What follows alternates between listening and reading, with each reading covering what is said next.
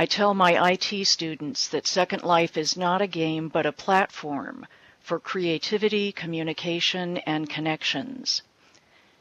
Virtual Ability is one of the Second Life communities with a long history of successful use of this platform for making life better for others. A little about Virtual Ability for those who don't already know. Virtual Ability is a well-known cross-disability peer support community in Second Life. The community also engages with educators, researchers, medical professionals, and others for purposes related to its core mission, to enable people with a wide variety of disabilities by providing a supporting environment for them to enter and thrive in online virtual worlds. This panel includes members from the Virtual Ability community as well as others with whom the community has intersected for various activities. Each of these panelists will have a few minutes to answer questions on his or her own. Please hold your questions until after all of the participants have spoken, and the last portion of this session will be reserved for your questions.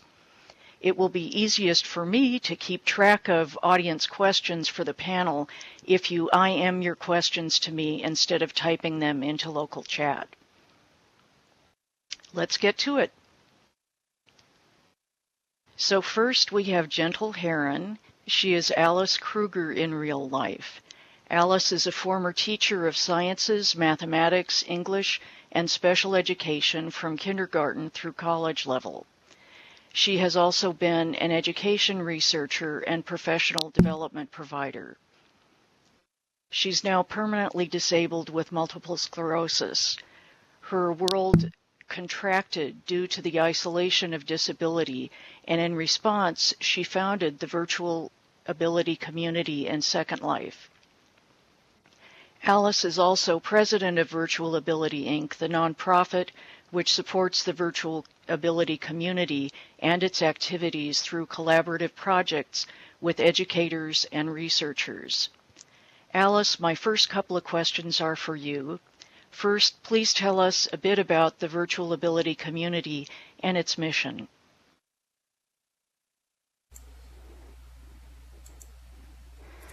Virtual Ability, as you said, is a cross-disability peer support community of nearly 1,000 people here in Second Life. Our members come from 6 continents, nobody yet from Antarctica. I would like to define those concepts for those who are new to them. Cross-disability means we include members with all types of disabilities: physical, mental, emotional, developmental, and sensory. That means deafness and blindness. Peer support means we're not medical professionals, not researchers. We are people with disabilities providing understanding, comfort, advice, and encouragement to other people with disabilities similar to our own situations. We've been in Second Life for over 7 years, so we can claim a measure of stability and continuity as a community, and you can learn a lot more about Virtual Ability from that URL, virtualability.org. I love how you can do that in Second Life.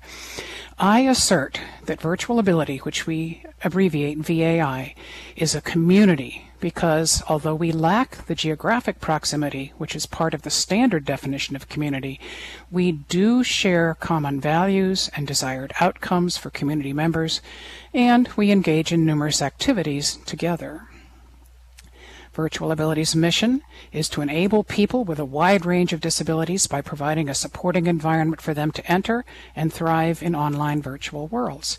Today you're going to meet several Virtual Ability members who are on this panel.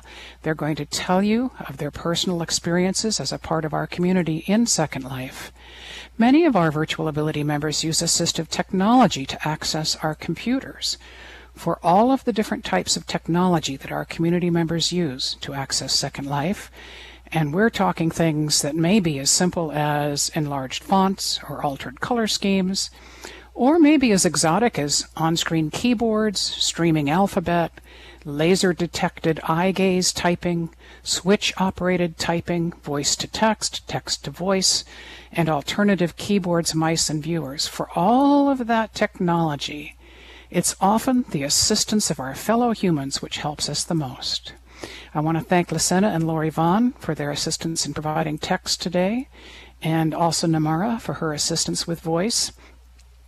Virtual Ability believes in too deep staffing, so I want to recognize Serene for being back up today. And she is also voicing. That's what we do when we have backup, right? These folks are all working behind the scenes as volunteers to help our panelists be successful. Volunteering and using our skills to better the community is one of Virtual Ability's core values, and you see it in action here on this panel. How does reaching out to other Second Life organizations and to educators and researchers help you fulfill your mission? Virtual Ability InWorld is supported in our mission by a Physical World 501c3, which is a nonprofit U.S. corporation. It is this corporation that allows us to interact with entities outside Second Life, including Linden Lab, our research partners, our business clients who provide the majority of the funding to maintain our community here, and other entities. I claim that Virtual Ability is a community. We must also remember that virtual worlds and the physical world are a community of communities, a complex, interrelated ecosystem, and now I'm showing my biological scientist background. Each of our communities and the entities in any world fills a niche, performs a specific role within the broader ecosystem. Our Virtual Ability community's niche is serving members of the population of persons with disabilities. Yet a quarter of our VAI community members are not part of that population directly. These people include family members and friends of persons with disabilities, researchers, educators, medical professionals, and others who are interested in disability issues. Even within our community, we mirror the diversity of the world community, and we connect outside our community. We have no intention of being a virtual leper colony. That would only continue the social isolation many of us already experience in the physical world. Our community needs to be aware of the other elements of the ecosystem, to continue with the biology analogy. We need to be aware in order to provide referrals to our members of ways they can access additional support, both in Second Life and in the broader world. We do not view other disability-related service groups as rivals. Rather, they are colleagues and potential partners as we all strive to lower the barriers people with disabilities face to living full and fulfilling lives, contributing to our communities, and achieving our goals and dreams. We outreach to others in both virtual and physical worlds, first to raise awareness of barriers and issues. I think you heard some of our members at Ebby's keynote exhorting him to pay attention to accessibility issues. And after awareness comes education. We share our life experiences to help people who've not had those experiences better understand issues of accessibility and equity.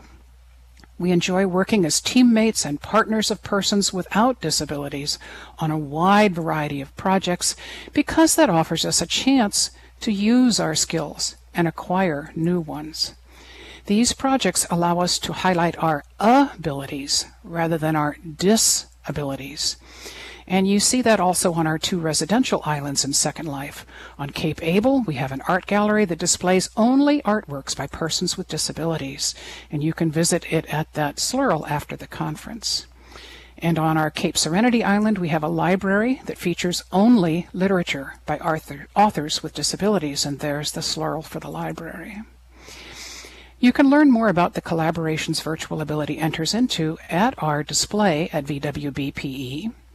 Emmy Capolini, who's another one of our super volunteers and our corporate vice president of development, has done a great job of both explaining our collaborative work and demonstrating how to create a highly accessible build. Please stop by our display sometime during VWBPE. There's the SLURL for that. Some of today's panel members are collaborators with Virtual Ability from the education and research communities and representing other organizations with which Virtual Ability works. They will explain how their organizations have benefited from interacting with our community. Thank you, audience, for coming to our panel today to learn more about our support community and how virtual ability interacts with educators, researchers, and other organizations. By working together at these crossroads, we can create a more inclusive world. Thank you. Thank you so much. That's so important. All right, moving on to Alex. Alex for VAI is Alex Alger. Did I say that correctly? Alex was first introduced to virtual ability through an internship related to the pursuit of his master's degree in public administration. With an array of technical interests and experiences as an IT professional and project manager, and a passion born from growing up in a family affected by disability, he has moved from a role primarily as an observer of the community to an asset and coordinator, still acting mostly behind the scenes, but helping to strategically support the nonprofit organization as well as the many community resources in sustainable and intentional ways. Alex, please introduce yourself and tell us how virtual ability has impacted your education and life. Gladly. Hello to everyone here at VWBPE and SL and watching this online. My name is Alex and I started with VIA, as we said, as a graduate intern, but that limited role has grown into an experience that has changed my life. Well, a year and a half ago, I would have guessed that any potential internship's impact on my education might have been relatively limited and straightforward. Not to minimize any experience is important, but for many of my peers, internships they entered into resulted in little more than a checkbox on their transcript. I was fortunate in October of 2013 to receive an email around an internship opportunity through the University of Colorado School of Public Affairs' job portal. Soon after, I interviewed with the officers of the corporation who were in Denver for the Association of Internet Researchers Conference and a panel discussion held simultaneously in SL and in Denver. As part of my graduate studies, I was required to undertake an internship through which I could receive requisite experience in the operation and administration of a public or not-for-profit organization. The job description as designed certainly met the program's expectations for internships, assisting with scheduling, policy and process development, and generally assisting Gentle and other staff with operations. Being an IT professional with expertise in infrastructure systems and project management, and also with a long-held interest in web and VR technologies, it was soon apparent to me that, if allowed, I might be able to be of greater assistance to the team. Having grown up with a parent affected by disability, and having been inspired to pursue a transition away from the private sector after finding great joy through years of volunteering with various nonprofit groups, I was excited by the opportunity to focus my efforts towards assisting virtual ability in the cutting-edge and inspiring work that they're doing in their community and through their research partnerships. The role I've been able to serve goes way beyond the scope of what I could have expected, and I sincerely hope to remain a part of the virtual ability team and community throughout my career and life. I've had the opportunity to work with some of the nation's leading researchers, including some of my colleagues on stage. In helping with projects, I've gained a litany of skills and experiences, ranging from strategic architectural design to Department of Defense contract administration and accounting. Aside from our SL efforts, Gentle invited me some time ago to join her in speaking to an RL college class about the virtual ability community, and I've seen that spark which ignites in people when they realize the power and potential of virtual worlds.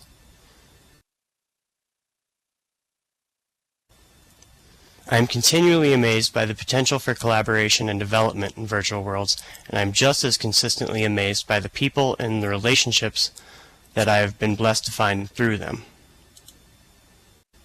From my perspective, a large piece of why virtual ability is successful is the intentionality of the processes and also the SL properties provided to the community and partners. By offering sign-up directly through our website, we can offer a more predictable experience to educators and students. As I'm sure you'll hear, for years now, groups of students have utilized VAI's orientation path to become familiar with SL.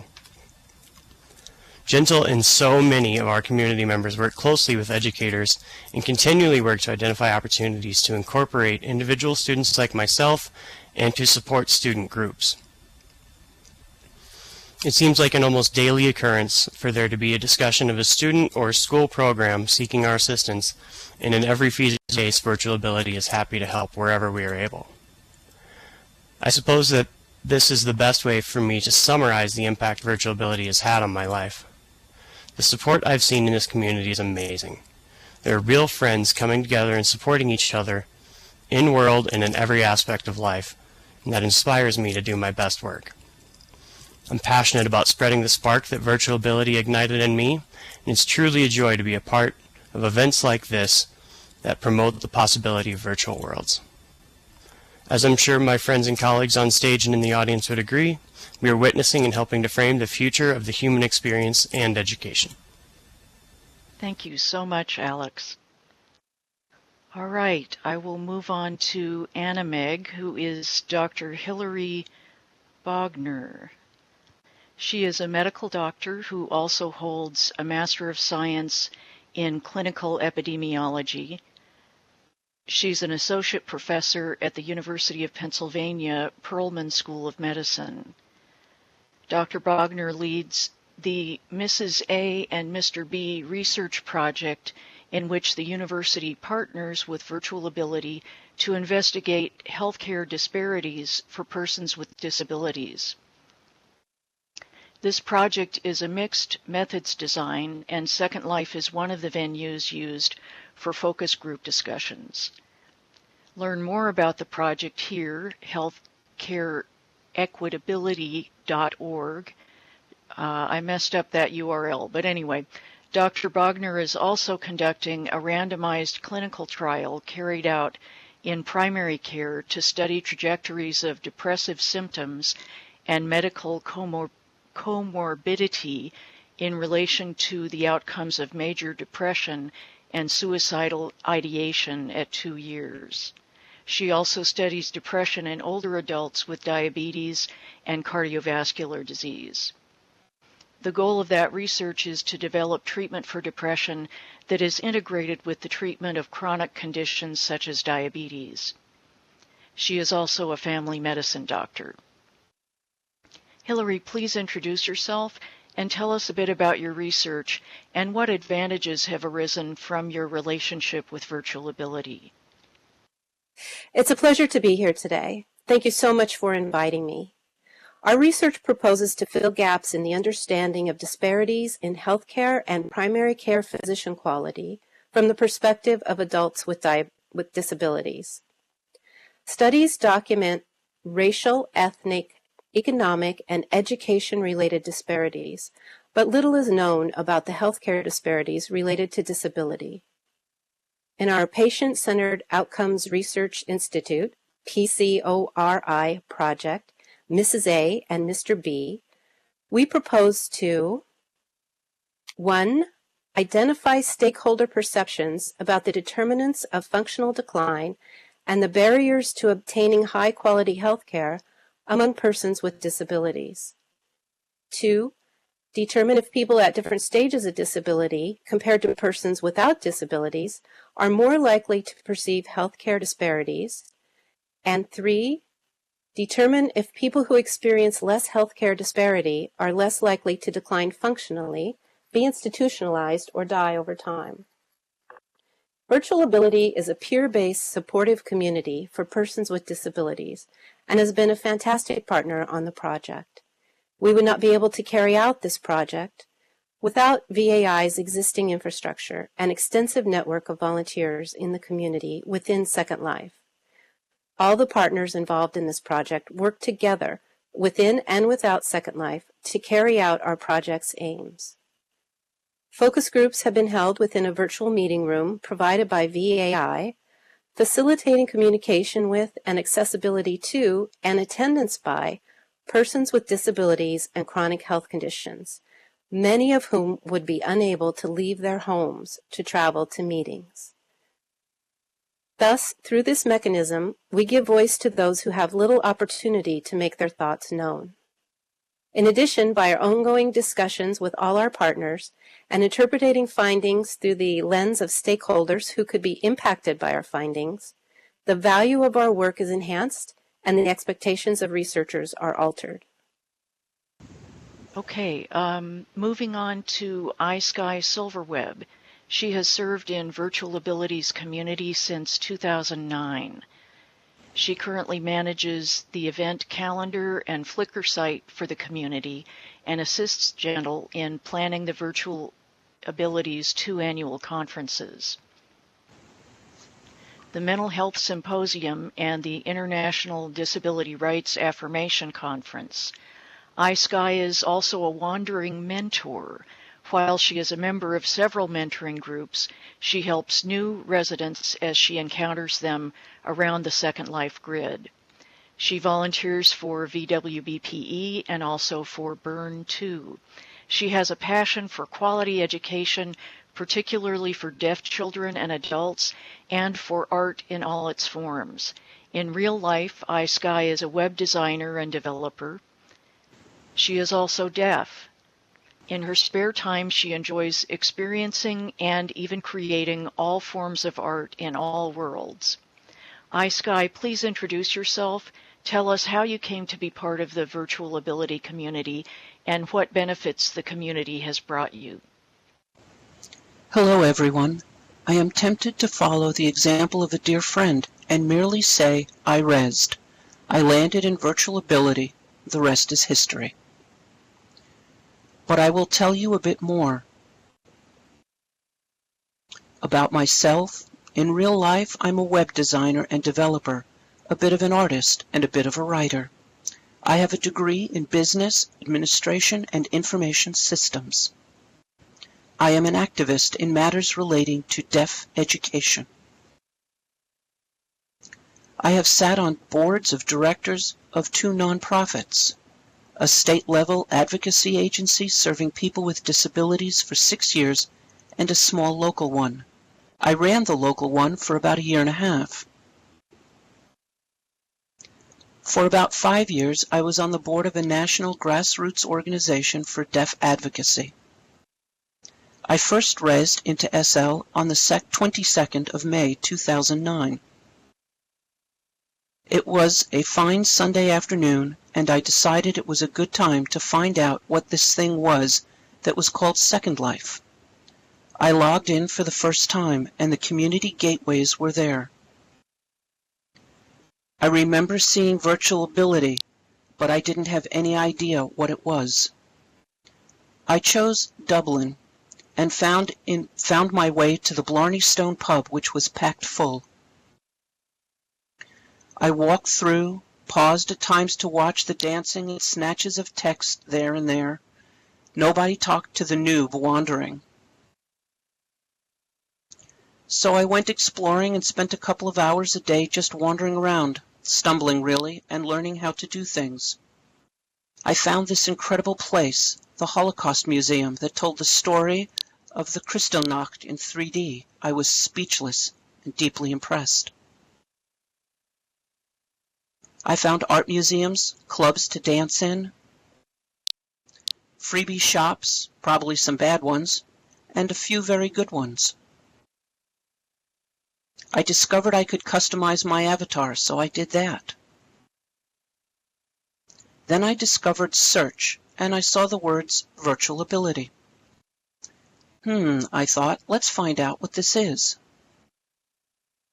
I didn't know it was a community. I didn't know anything about groups. I saw this was a place, so I teleported there. Now, in the entire first 2 weeks, I had been exploring in Second Life. No one had said anything to me in text. Maybe they tried talking to me on voice, but I never knew it. So I found myself at the start of Virtual Ability's famous orientation path. Now I could really learn the basics of Second Life. I took my time and eventually got to the flight cage. Well, the flight cage, I hit the walls and ceiling of that cage a lot of times before I managed to master flying. I am a better, not great, flyer nearly 6 years later. After I made it to the other side of the flight cage, I decided that was enough for one day.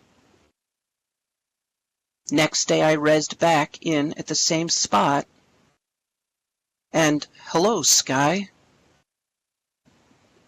Where did that come from? You know that deer in headlights feeling?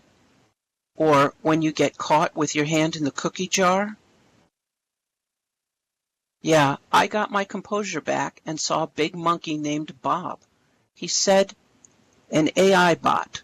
He told me to touch a sign, and so I did.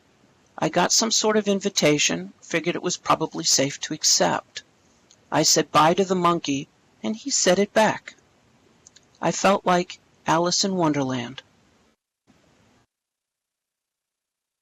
A bit further along I noticed something, and I sat wondering, how in the world did I get those words? I talked to Bob over my head. After a few minutes of being totally stumped, trying to get rid of those words, I saw in my chat window, hello, can I help you? My first interaction with another resident in SL, a female avatar with blue hair. She introduced herself as Mukara India, and she friended me after explaining how it works. My first friend in Second Life. She's still on my friends list.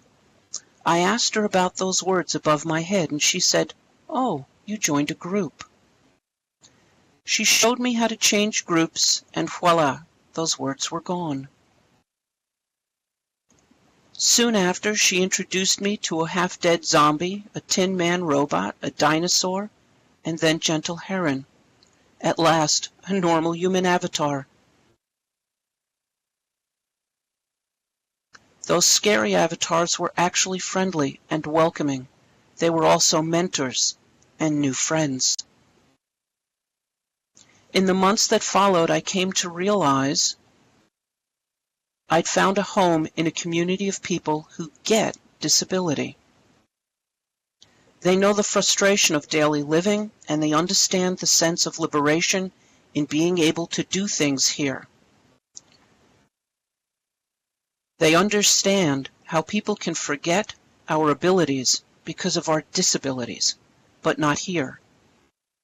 I've done a lot of things since 2009. Became a mentor, joined other mentor groups. Helping newcomers is rewarding and a great way to make new friends. I learned to build, and now I create, for the joy of it. Art in Second Life is just magical. I made more friends and more people, got involved in things. Gentle asked me to do things for virtual ability. I was glad, and I've really enjoyed doing things in the VAI community. I found Burning Life, which is now Burn 2, worked with Icarus, then Tools Jam, woohoo! Then I discovered EDUs in SL and the virtual world's best practices in education. The things I am doing now, I credit virtual ability and Gentle because I found the confidence in my abilities that I needed to contribute. For that, I thank the people and groups that I am a part of for seeing my abilities. Thank you, iSkye, and also thank you, Namara, for speaking for iSkye. Next comes Acuppa, who is John O'Connor, Dean of the College of Arts and Tourism at Dublin Institute of Technology in Ireland. He's interested in access to education for isolated communities and the use of technology to support learning. In 2000, he led the development of the first Bachelor of Arts program to be delivered entirely on an offshore island in the Atlantic Ocean, the BA in Visual Art. He's currently developing Idea Camp, the Academy of Creative Play, a research project, aiming to unlock the power of creativity for everyone. He teaches on the international course Virtual Environments, Is One Life Enough in Second Life. For more information, please see these websites, virtualenvironmentsmodule.com and johnoconnor.org. T, please introduce yourself, tell us how you became involved with virtual ability, and tell us about your research project. Thank you, Grizzla. Hi everyone. My name is John O'Connor, and I am Dean of the College of Arts and Tourism at Dublin Institute of Technology in Ireland. I have been teaching a class in Second Life with my former DIT colleague Lox Aichi, called Virtual Environments, Is One Life Enough, since 2009. The class is delivered entirely online, with weekly meetings in Second Life and regular engagement through student blogs and social media. My first students were undergraduates from the School of Creative Arts, taking it as an elective. One decision we made that might be considered unusual for a university was to forgo the use of a private island. Instead, we came to an arrangement with the already vibrant community Dublin Virtually Live. Established in the early days of Second Life by real-life Dubliner and world traveller Ham Rambler, the Second Life version of Dublin provided an ideal cultural context for the class. To some extent, it mirrored DIT's position as a university in the centre of the city. But more importantly, Dublin offered an already established cultural backdrop in which the students could be immersed. Sidearm Madonna, the virtual city manager, took an active interest in our activities and also attended as a student. This engagement has continued and he is now a regular contributor to the class. With Sidearm's encouragement, we soon decided to offer places to Second Life residents who wanted to take the class on a standalone basis. This resulted in our meeting a broad range of professionals from diverse backgrounds who added experience and depth to the class. Many of these became friends and have also returned to the class as guest lecturers. They have also introduced us to many new communities over the years, including Virtual Ability Island. Last year, we started a new development and were joined by Dudley Dreamscape's class from University of Akron, Ohio. Dreamscape, Professor Dudley Turner in real life, participated as a student in the class the previous year, and following that we met in real life at a conference in Dublin.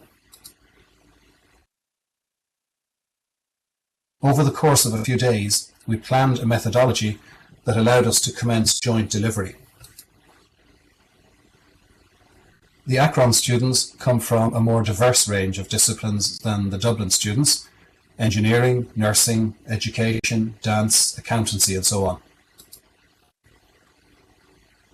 This brings not only a disciplinary richness to the class, but also a cultural breadth that many participants would not otherwise experience.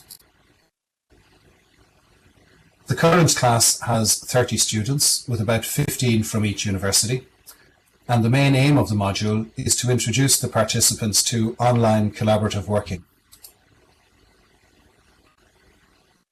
Second Life provides the virtual space for class meetings, but we also explore the use of tools such as blogs, wikis, and social media, and so on.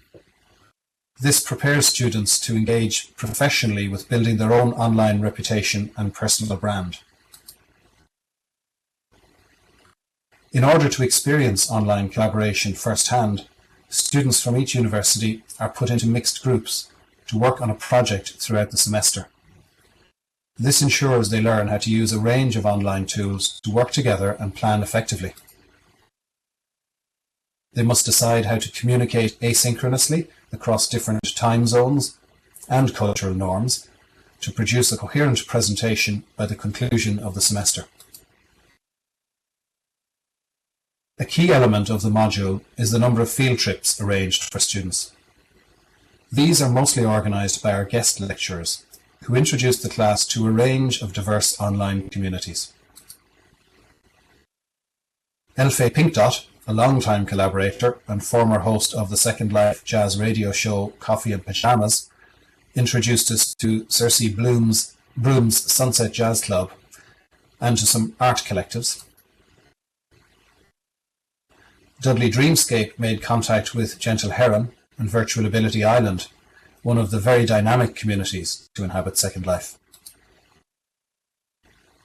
The recent class field trip to Virtual Ability Island had a very distinct impact on our students. Gentle welcomed us and gave us a brief outline of the genesis of the community and how it functions. Many of the students began to realise, for the first time, the potential of virtual environments for filling gaps in real lives. Speaking directly with the residents of Virtual Ability Island, they began to understand that online engagement is not merely about games, but can be an important social and professional space for people who might not otherwise be able to engage in this way. Our hosts in Virtual Ability Island are open and welcoming, and willing to share their stories with the class. They answered questions and even asked some of their own. The interactive nature of the engagement shone through and impressed the students with its sincerity. Many do not quite understand the power of Second Life in some people's lives. It is only when they meet those who rely on the environment and its communities for their social interaction that the power of this engagement is revealed.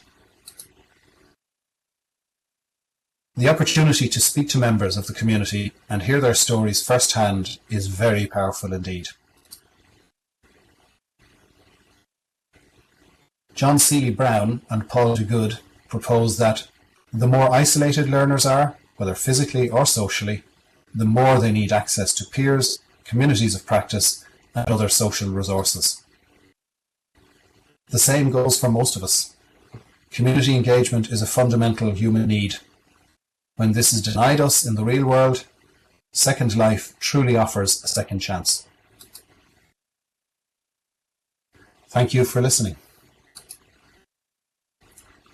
And please IM me if you would like a note card of this talk with references. Thank you so much for sharing.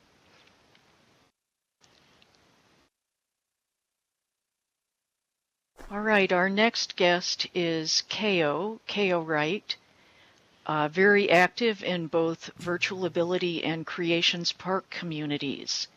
She is a real-life DJ who volunteers for 2 internet radio stations, the Global Voice and Treehouse Radio.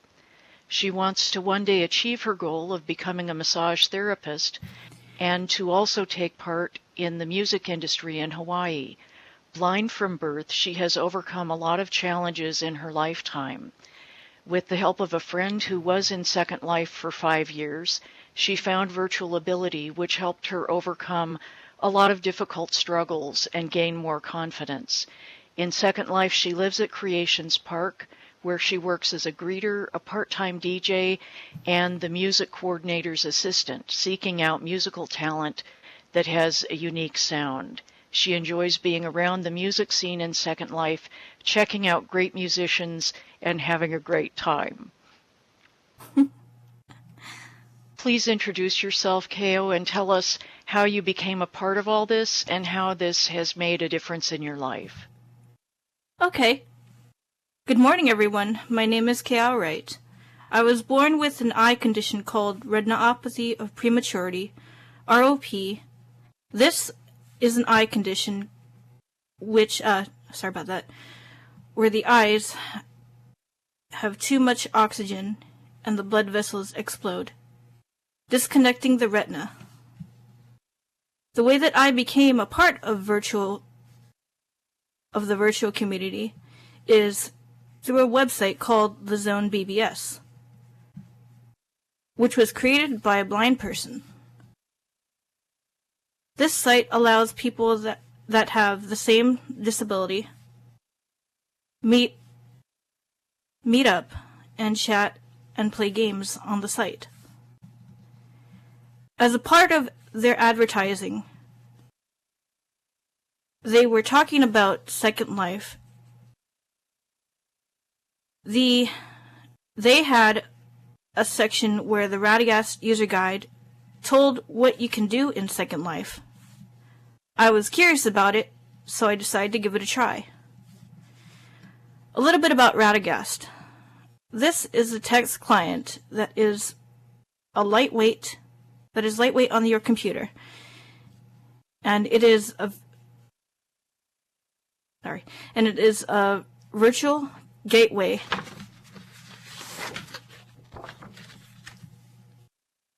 to text accessibility in Second Life. What I do differently from a sighted user in Second Life, from the traditional way of pointing and clicking. There are a bunch of keyboard commands that you can do to make your avatar move, like dancing, buying objects, and using different objects to animate it. I signed up to SL through the Second Life website. Through Radagast, through reading the Radagast user guide, I've heard of signing up through the Virtual Ability website. It told about where you will be on the island and to get a hold of a mentor if you need help. When I first started, of course, I didn't know what I was doing. So I emailed them one day, and someone got me into contact with Celine Highwater, who is the Radagast mentor, to help me use it successfully. Little pause here, I'm just checking on Braille paper. Alright.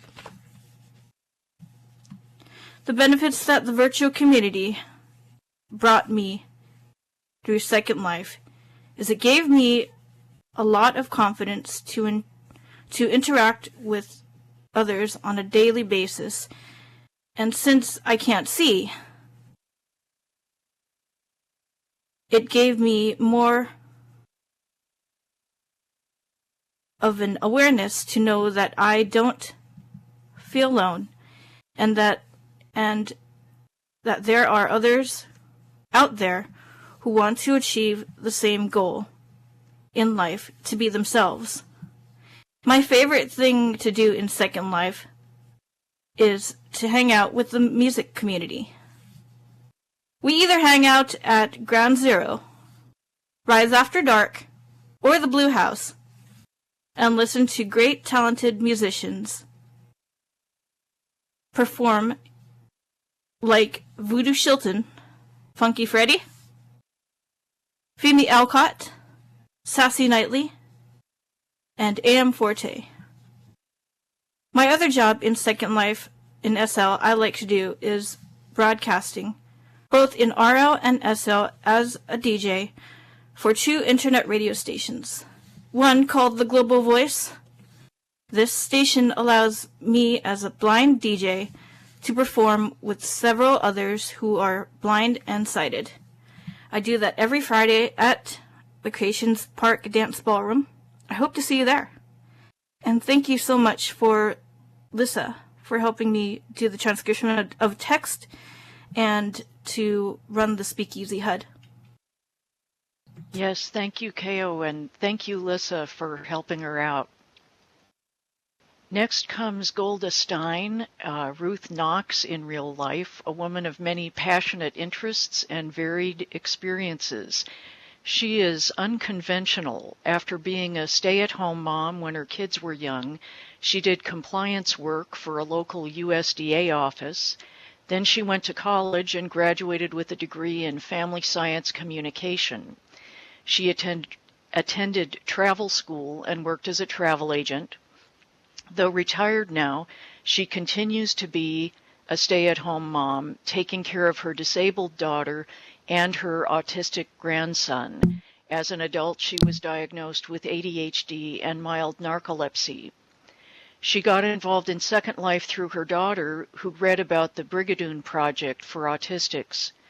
Dreams, run by the Sojourner, in real life Karen Gans, became her Second Life focus. With the passing of Soj in May of 2006, Soj's real-life husband asked if Ruth would continue the program at Dreams. Dreams has support groups for stroke survivors, autistics, Asperger, and ADHD. Dreams encourages builders with regular contests. Outside of Second Life, Ruth enjoys sewing and machine embroidery. Golda, please introduce yourself, tell us how you got involved in virtual ability, and describe your work with others in Second Life and the benefits you experience. The Sojourner, along with a few of her friends, started Dreams in 2005 on the main island of Second Life. The following year, Dreams was given its own private sim. Soj, as her friends called her, wanted to accomplish a number of dreams. To provide a base for creative interaction among people of Second Life, to provide an area for teaching, holding discussions, and hold events, and to provide a support base for stroke survivors. She knew that not everyone dreams the same. Some people need a bit of isolation, others need to play off of each other. Dreams is there to provide that variety. Most of all, it is here to provide support, learning, and fun. The main group at Dreams is the Dream Travelers. Perhaps, besides being encouraged to follow their own dreams, they are the activity base for the support groups. The first group is Shockproof, a group of stroke survivors, family members, and others interested in the stroke brain attacks. The next group was Brigadoon Explorers, who are individuals who have or are interested in Asperger's syndrome and autism. The Sojourner's real-life person, Karen Gans, passed away in May of 2008. Her husband asked me, Golda Stein, and my daughter, Dory Bernstein, to carry on the work that was started. Since that time, we have been carrying on her vision. I have been told that no one expected Dreams to last more than a year, or maybe 2. We have kept the program going for 7 years. Shockproof, though the first, is our least active support group, but a few of the members do participate in other events held at Dreams. The leader is Kelly Wren, who is a stroke survivor. Brigadoon Explorers, the Asperger autistic group, meets weekly for an informal discussion. Ariel Miranda is the group leader. The number varies from week to week. There are a few who show up every week, and more that comes when things are bothering him. It isn't a therapy session, but a support session. Not all of the Asperger autistics who hang out at Dreams go to the meetings, but prefer to quietly, and not so quietly, do their thing. We work hard at keeping an atmosphere that permits them to be accepted and part of the community. Some of the members also participate in other events at Dreams.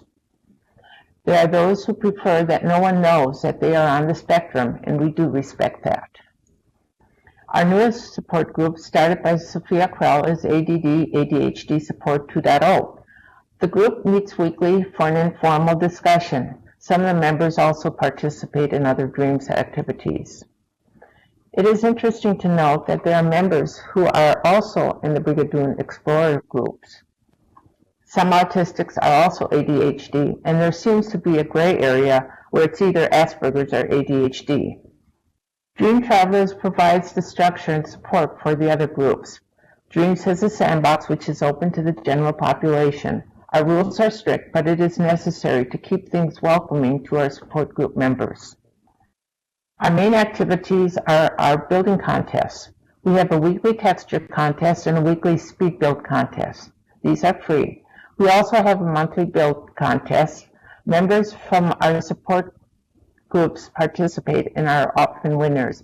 And something I didn't include here, I should have, is for the next 2 months, our theme is trains. This month, people are building train stations. The next month, we will be working on trains, and we'll have people help people to build an actual moving train.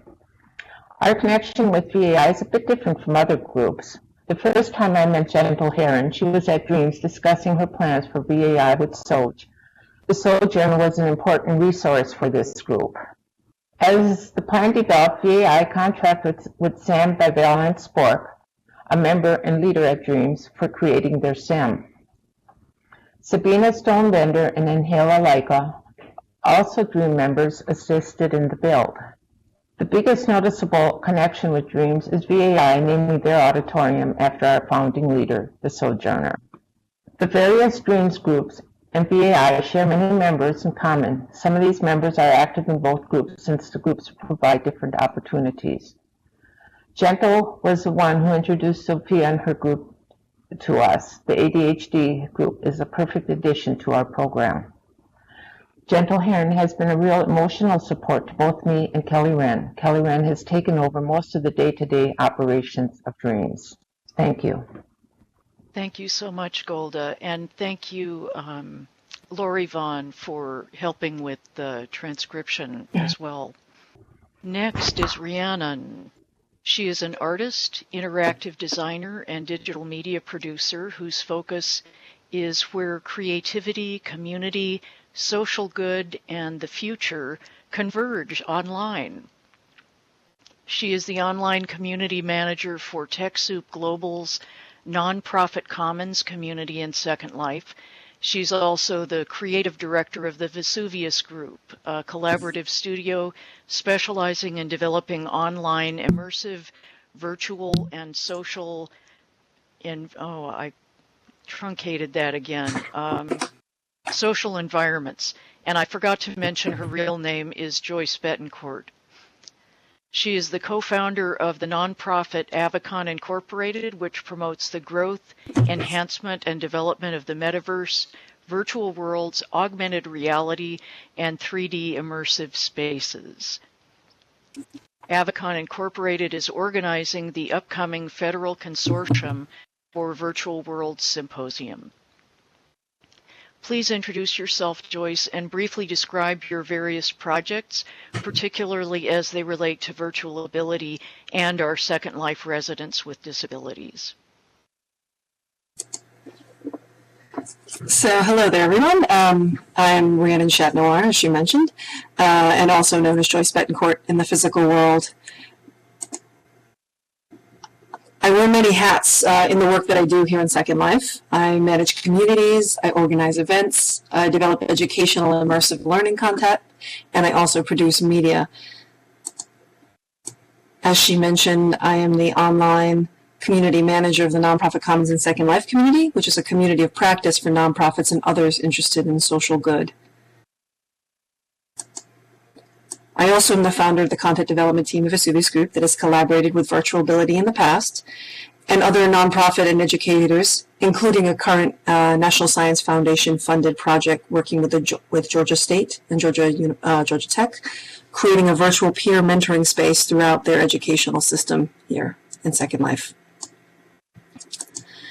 And I'm the founder of the 501c3 nonprofit, Avicon.org, that has hosted community events such as SLCC, which is the Second Life Community Convention, OSCC, which was the Open Sims Community Conference, and as was mentioned, the Federal Consortium of Virtual Worlds, which actually took place 2 weekends ago, so it just happened. I also worked for many years with the educational nonprofit Global Kids, who use immersive environments like Second Life to empower youth and inspire them to become better global citizens. They actually started off in Teen Second Life, for those who remember the teen grid. I have to thank Gentle for inviting me on the panel today. This is a wonderful group of some of the most amazing people I've had a chance to interact with. And it is especially nice to be following up Golda from the Dreams community. In my early days of using Second Life, I came across Dreams and participated in many of the build contests, which helped me hone those skills. I also met amazing people at Dreams, like the Sojourner, as was mentioned, who became a friend and mentor to me, and we would talk regularly until she passed away. And to me, Dreams was one of the earliest communities I was involved with here in Second Life. Communities are the secret sauce here in Second Life and really make the experience of users, especially new users, stickier. And for those with disabilities or other challenges, those communities are also safe spaces.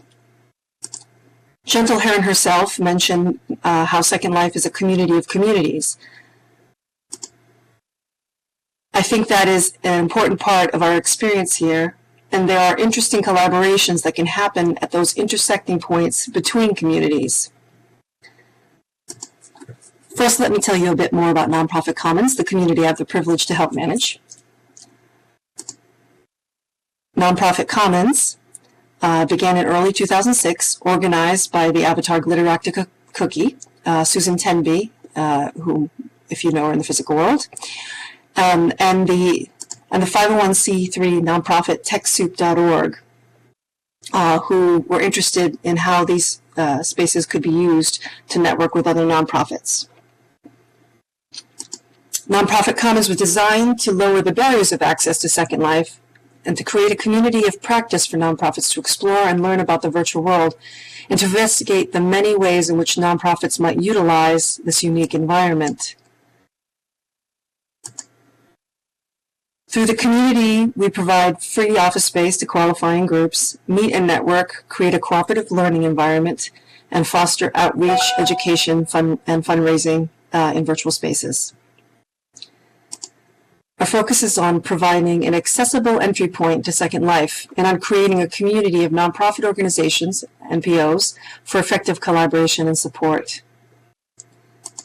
And you can go to nonprofitcommons.org if you're interested for more information on NPC. The virtual ability community and Nonprofit Commons community intersect frequently. Gentle Heron, along with Virtual Ability, are members of NPC and have an office there. Gentle is also a member there and often shares the resources and practical how-tos that have helped the Virtual Ability community to others at our NPC meetings. Many Virtual Ability members and interns also take part and contribute within the Nonprofit Commons community.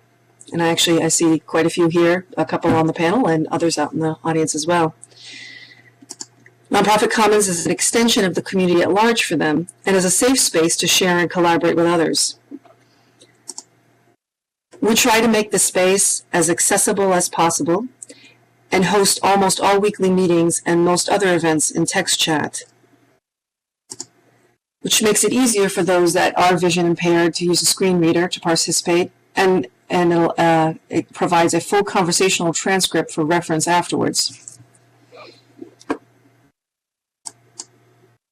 Virtual Ability members have also led presentations to the greater Second Life nonprofit community themselves, and they get a chance to network with others that are interested in the cause of nonprofits and general social good in virtual worlds and beyond, including disability related topics. We've had researchers and interns from Virtual Ability have the opportunity to interact and collaborate with the many nonprofits from around the world that are present and part of Nonprofit Commons.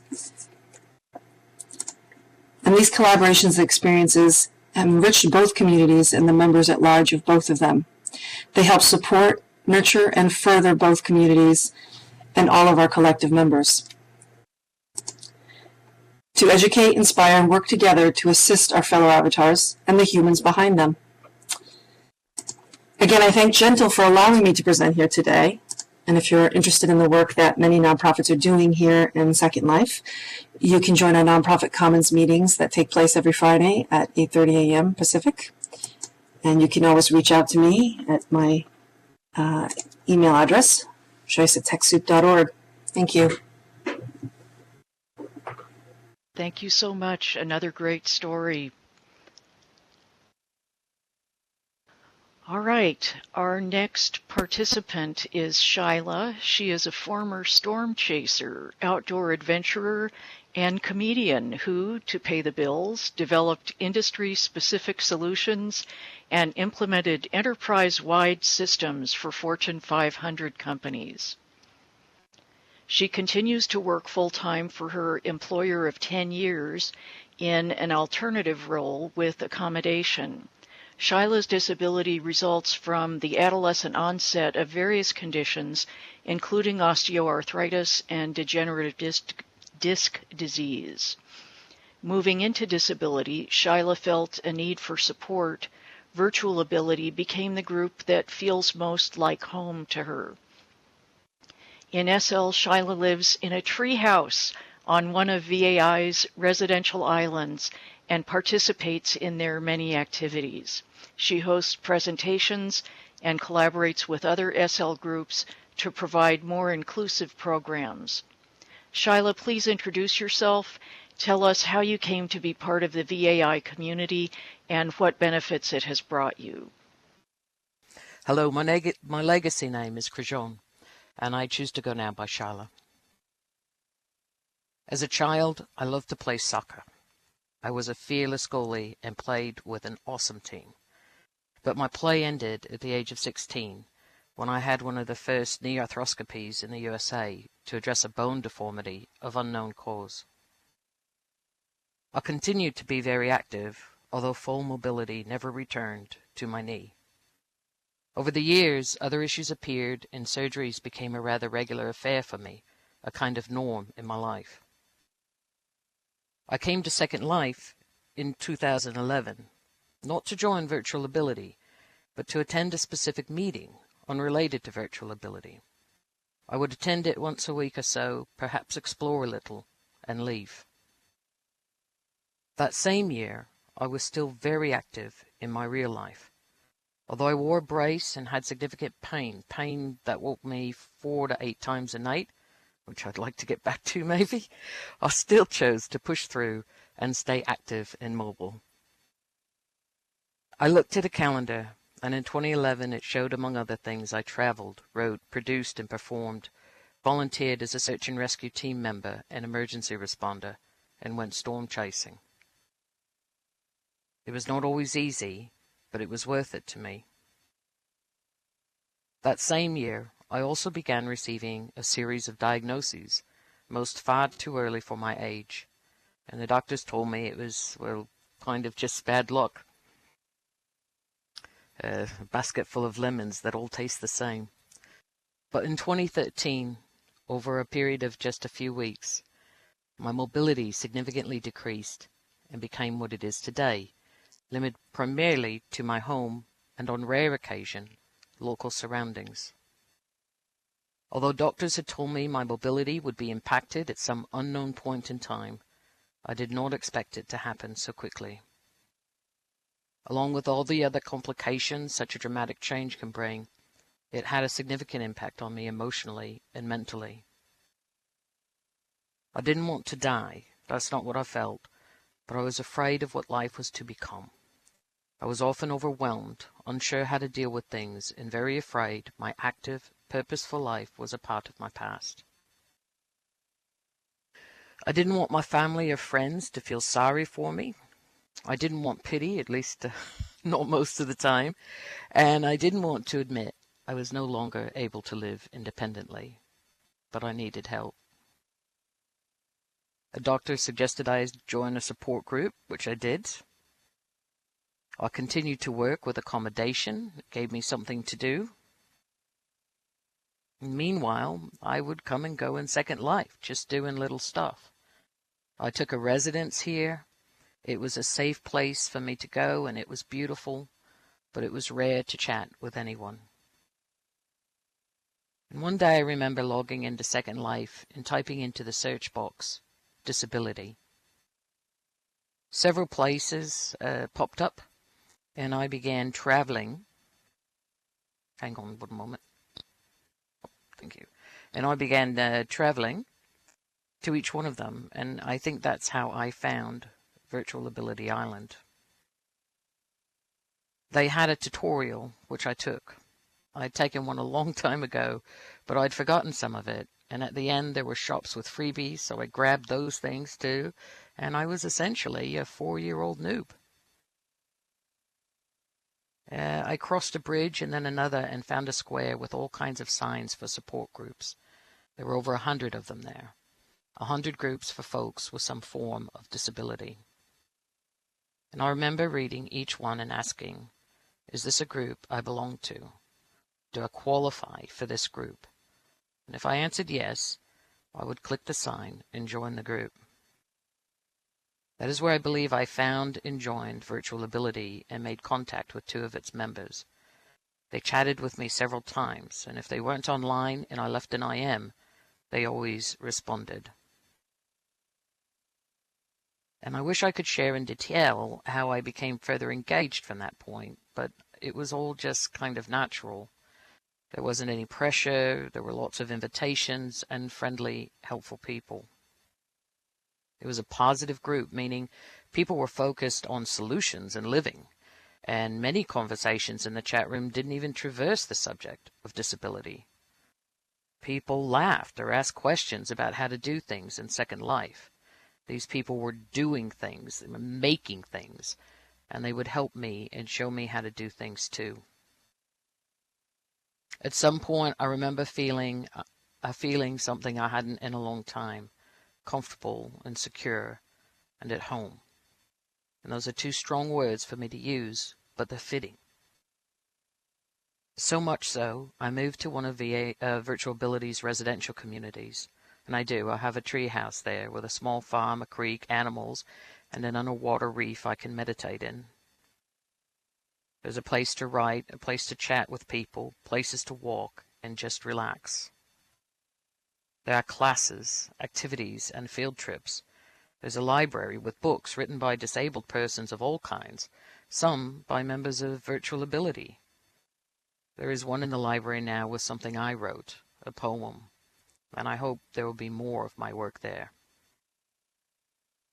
I want to learn more. It makes living here more enjoyable, and I hope someday I can develop applications to make life more enjoyable here for those underserved in Second Life. I enjoy helping others who come. I want to help them see this isn't just filler. They can build an impactful life here. They can, as I do, enjoy art, learn about new technologies, and be inspired. There is culture here. There is society. Most of all, for me, there is community.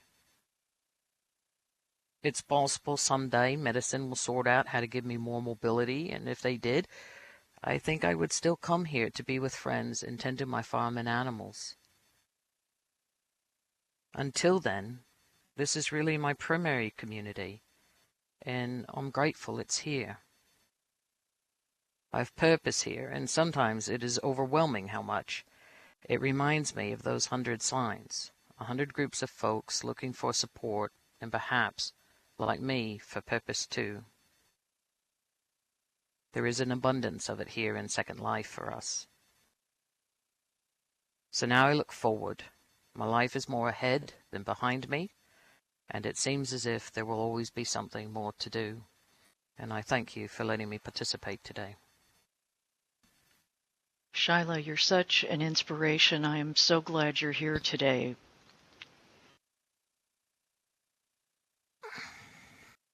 Well, next in our group is Sue Ellen Hartsong, Sue Ellen Tisdale.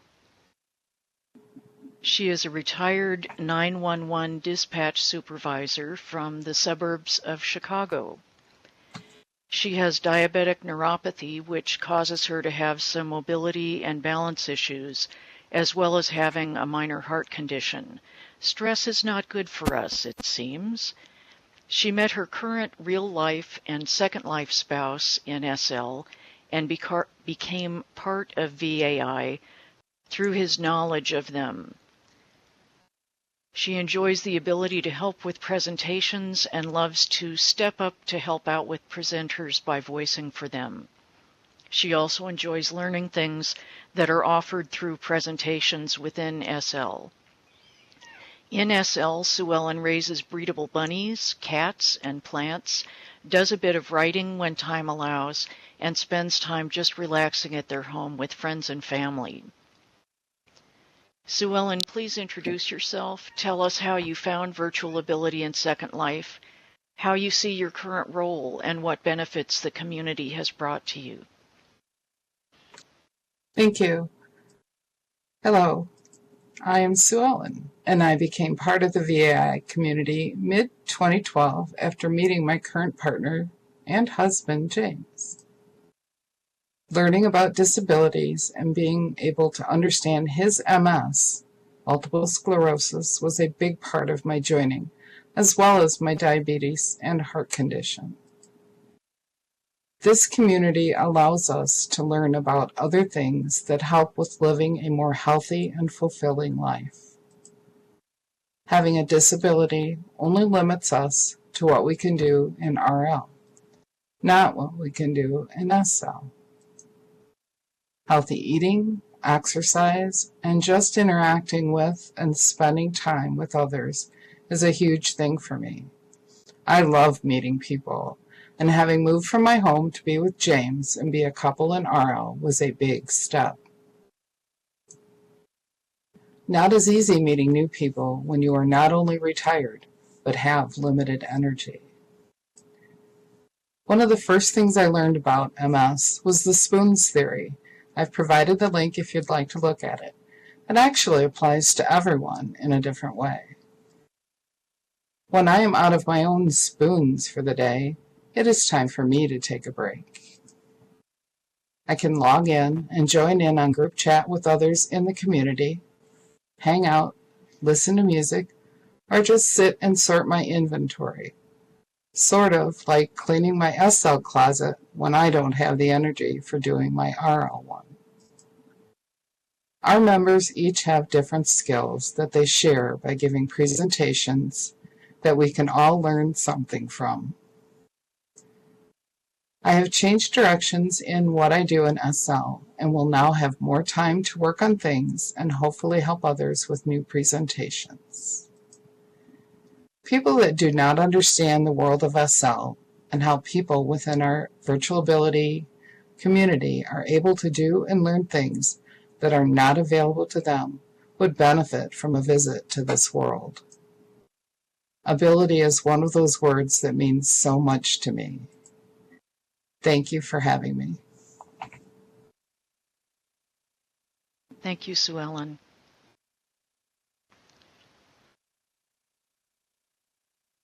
All right, finally we move on to Dr. Sandy Winkler. She is an assistant professor of occupational therapy at Nova Southeastern University's College of Healthcare Sciences.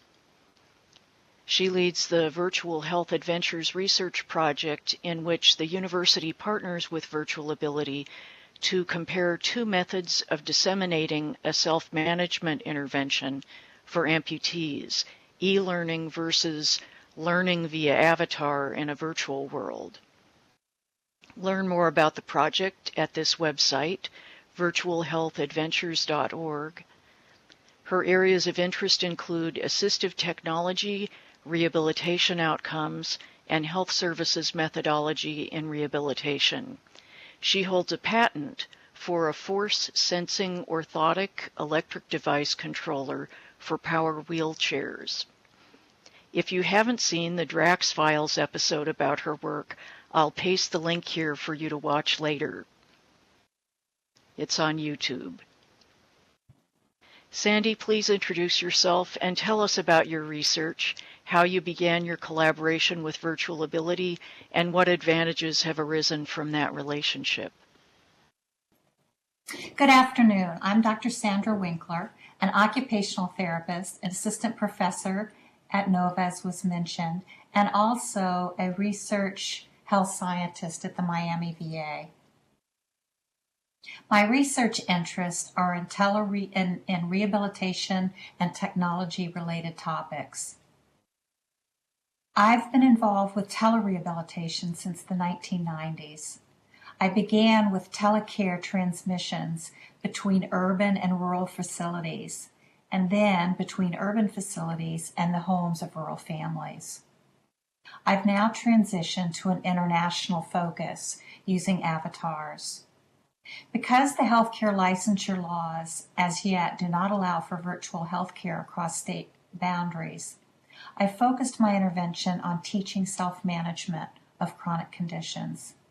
I also think as a therapist that I'm learning that doing less is more, meaning that I can be more effective as a therapist when I'm a coach. I became involved with Virtual Ability about 5 years ago when I learned that they were building a virtual space for amputees. I was building a self-management intervention for amputees, but I didn't have an exciting place to house my intervention. The collaboration with Virtual Ability has been ideal. I have research funding from the U.S. Agency for Healthcare Research and Quality to investigate the effect of using a virtual world to disseminate evidence-based health information. The control condition is an online e-learning environment. This means that half the amputee subjects are randomized to the e-learning self-management training. The other half receive the same training in a virtual world environment. We're presently about halfway through data collection.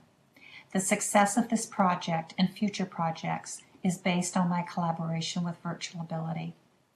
Virtual Ability has educated me on what can be done in a virtual world, animations and simulations that I never dreamed possible.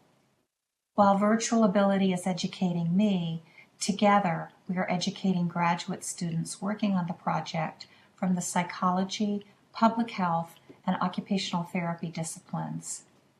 We're also educating amputees, and the amputees are in turn educating us.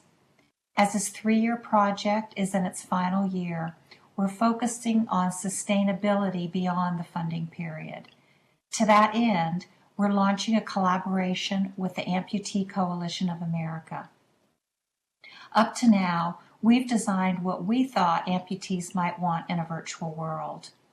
We now have several of our former subjects on our research team leading the collaboration with the Amputee Coalition of America and guiding us in how we can optimize the islands for them. I, the researcher, will eventually pull out as I finish this project and move on to new funding. Speaking of new funding, for the most part, I wrote our initial grant proposal. But our most recent grant submissions have included Virtual Ability in the grant writing process.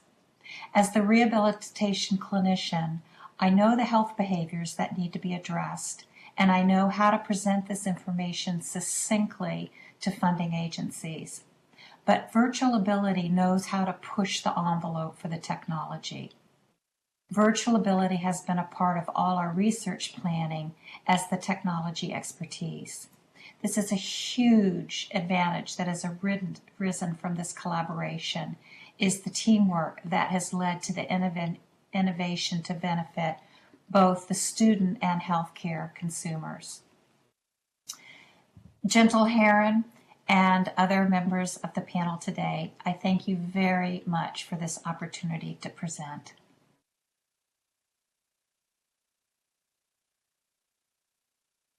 Thank you so very much.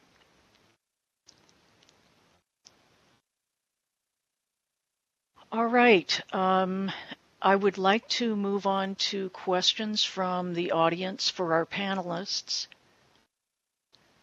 If you would, audience members, please IM your questions to me instead of typing them into local chat, and I will present your questions in the order I receive them. While we're waiting for questions, would anyone on the panel like to add anything to what they've already said?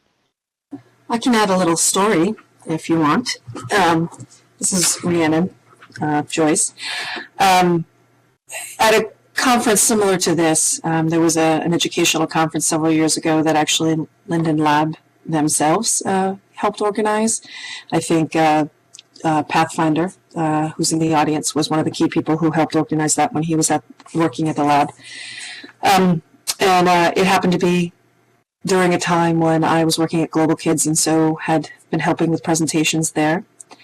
And it was a bit after hours and sort of towards the end of the day, and a person came up to me, a very excited newbie to Second Life, who was looking for somebody to interface with somebody from Virtual Ability. They had heard that they were presenting there at the conference and were excited to try to find them. So I, kind of fired up my IMs and look around to see if anybody's on, and ended up connecting them with a disability group at the time, and kind of left it at that.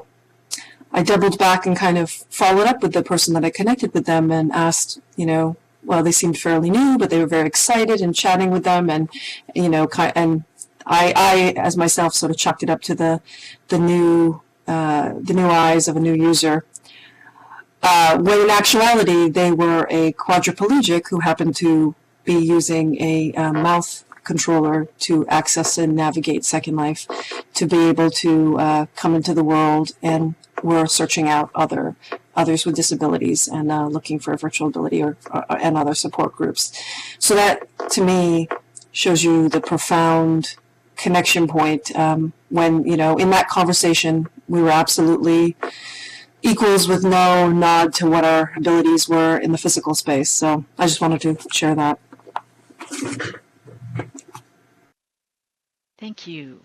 All right, we've got some questions filtering in, so let me pose the first one. This is from Orinoke Westland, who says, please speak about the role of VAI in working with persons who are not yet challenged. This is Gentle, and I'm thinking that might be a question for me. Oro, we have a term in the disability community called TAB, T-A-B, and that means temporarily able-bodied, because in truth, everyone who is able-bodied is only temporarily able-bodied. Almost all of us will become more disabled the older we get. We have to admit that. And the other thing is that being a member of the disability community is the only group, the only subpopulation group that you can join just by stepping wrong off the curb and falling and breaking your leg. Now that becomes a temporary disability because hopefully when you break a leg, it heals and then you're okay again. But not always. So temporarily able-bodied, that's what we in the disability community think of people who are not yet one of our members. Pre-disabled, good concept, Widget. That's a great concept. And someone else in the chat put in that all of us become disabled in one way or another. And if you think about being a newbie in Second Life, a lot of people who are new in Second Life are disabled in terms of Second Life skills. Hope that answers the question. Okay, the next question comes from Ananda Starship. Her question is for Ko. Ko, what has been your greatest challenge in Second Life?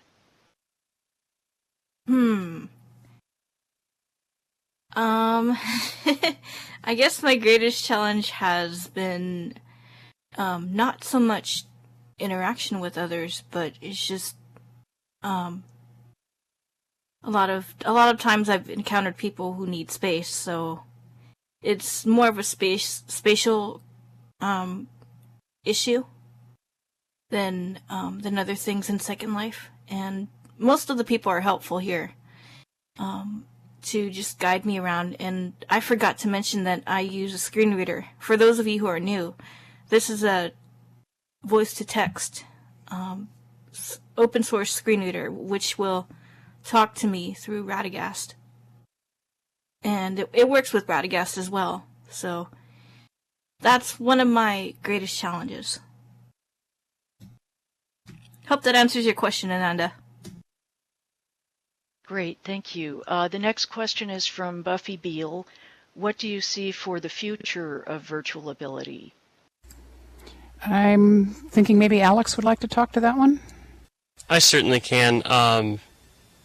And to that, before I do, I think I'd like to just add something to the prior question about how we how virtual ability can engage with tabs and individuals outside the disabled community. Coming into virtual worlds, everyone has to learn the same skills, and certainly there's some considerations in how you can take steps to acquire those skills, and you need different approaches for different situations, but using universal principles to approach that, virtual ability is able to provide services to the general population as well as specialized populations. As far as the future of virtual ability, the biggest thing for everyone, I think, is the support of the community. It's a resilient core of everything we do, and it's why we're all here. I think that is the real value, the shared principles. That's where everything comes together, is around those community principles and supporting each other. I do see some continued advancement. There's lots of investment in virtual worlds and research and education. I think that is a clear path that the larger society is moving into, and that certainly a lot of us are aware. And I also see there may be some opportunities in the future to increase participation. Similar to years ago, we had the Open Textbooks project, where individuals in our community who may have heard in their prior experience that they weren't going to be employable, and they learned job skills and helped to assess online textbooks for accessibility, and became certified in that, and were able to receive a salary. It was a real job, not a virtual job, as I know I've heard. I think that type of opportunity for community members and partners is likely to be a big part of Virtual Ability's future.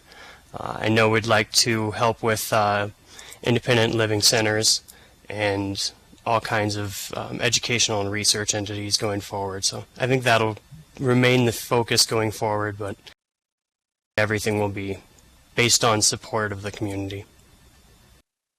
Thank you. The next question is from Sue Ellen's husband, James, and it is kind of a long one, but he says, while sitting here, I noted a disparity between the number of men and the number of women sitting on the panel today. This caused me to wonder if there might be a similar disparity in those numbers in VAI itself and other activities in SL for disabled males. While I can think of a few reasons why this might happen, I decided to simply ask you folks for your opinions. Is this disparity representative of the disabled male population and their participation? And if so, what might explain this? Dr. Winkler says, I think this depends on the community. The amputee community has more male amputees. I can't speak to the reasoning of it, but I've observed a similar pattern as far as involvement and engagement. I don't know if there is an equivalent disparity as far as disabled populations or people that identify as having a disability. I think we all get there eventually. But as far as participation, in just casual observation, I would say it's relatively equal, but we do have a very strong female presence in the community in leadership roles. But I can't speak to why that would be. So Gentle says there is a strong female presence in SL overall. And Annameg says, among older adults, although women live longer, women report more functional limitations and disability. We do have a strong representation of female leadership in the community. And Golda says, also there are lots of males using female avatars. I know in Nonprofit Commons we have a mix of gender, but I'd also like to kind of bring back up the point that I put that spaces like this are often,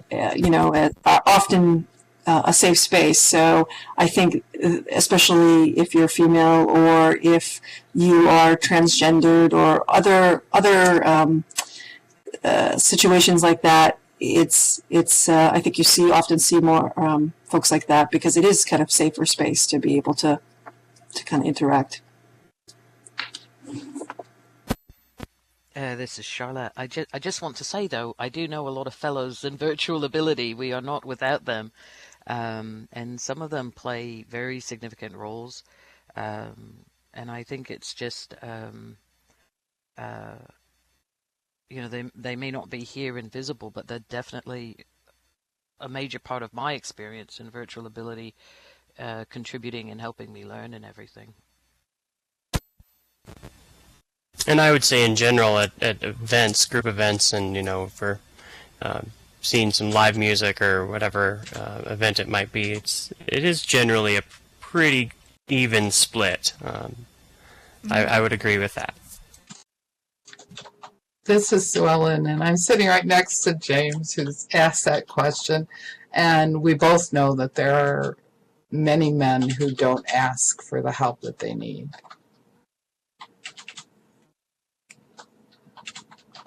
Good point. I am going to move on to another question. Oh, go ahead.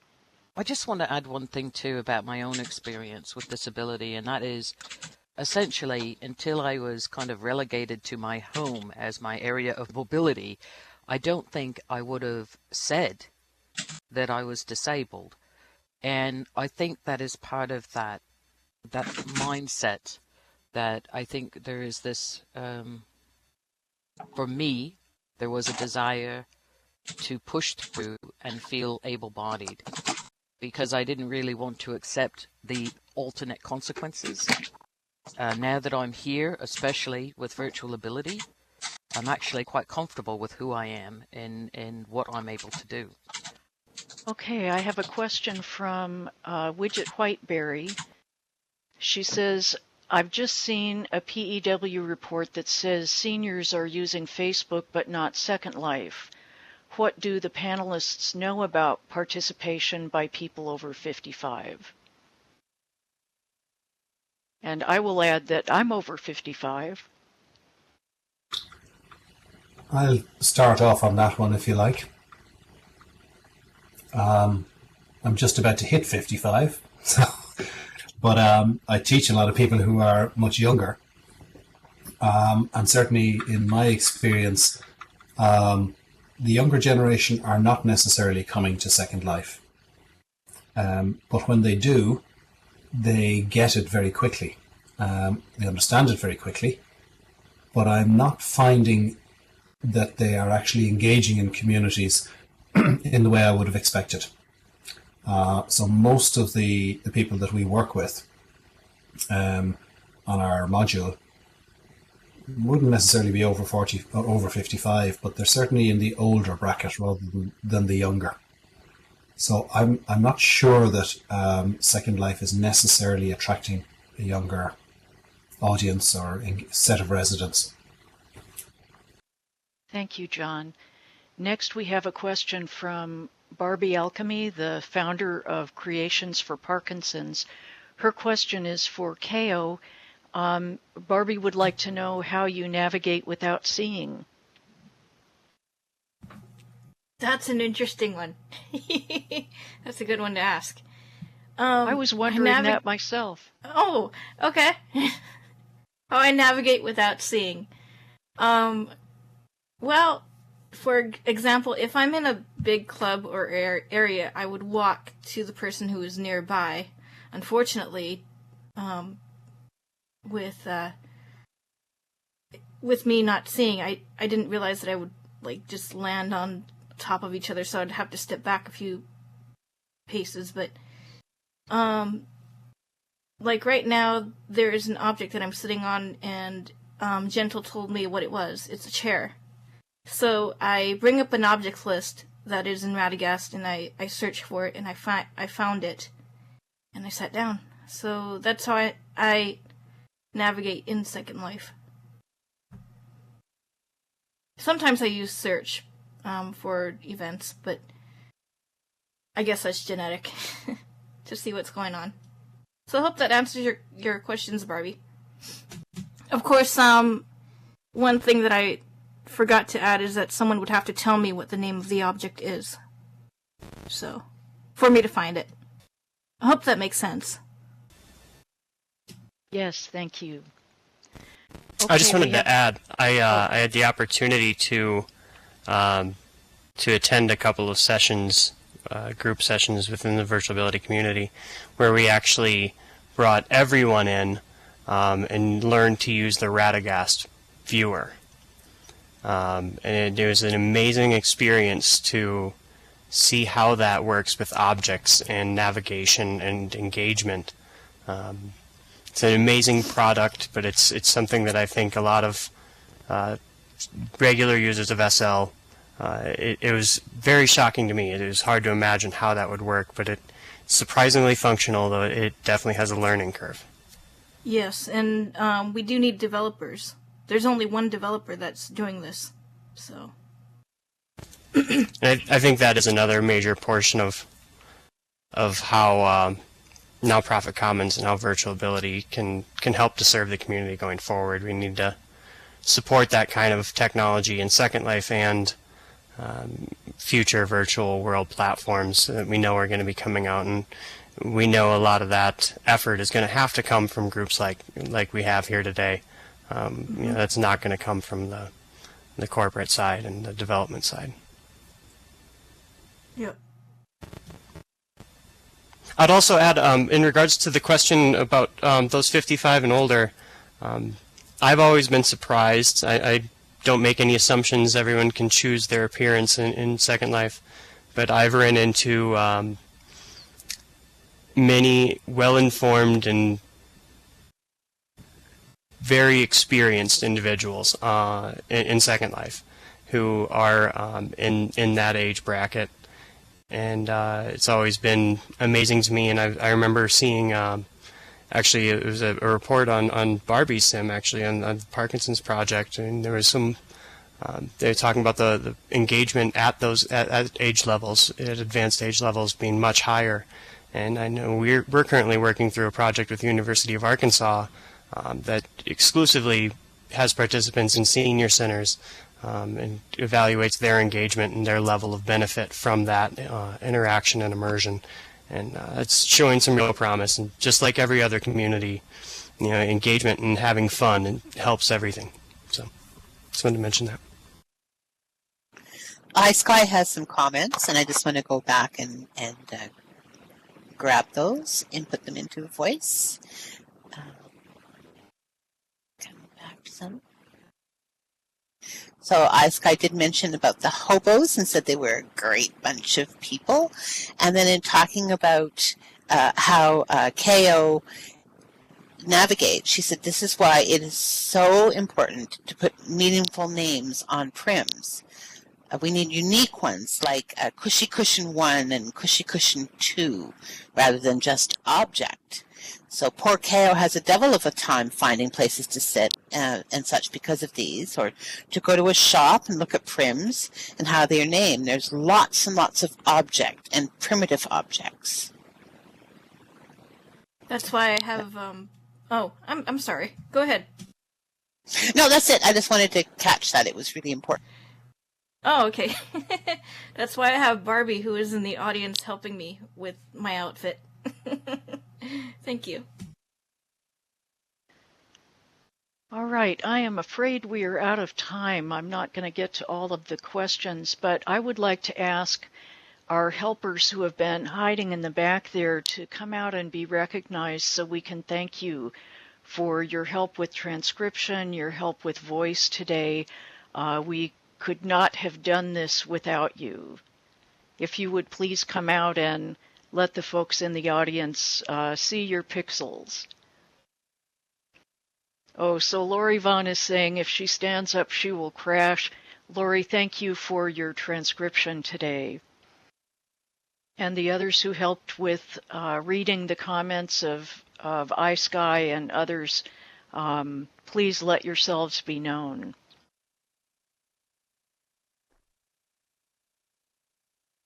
Yeah, you can also cam behind the wall to see them. No peeking. Oh yes, peeking. Well, thank you, panelists, so much for being here. Everyone in the audience, thank you for your good questions and your rapt attention. And I guess this wraps it up. Everybody have a great afternoon.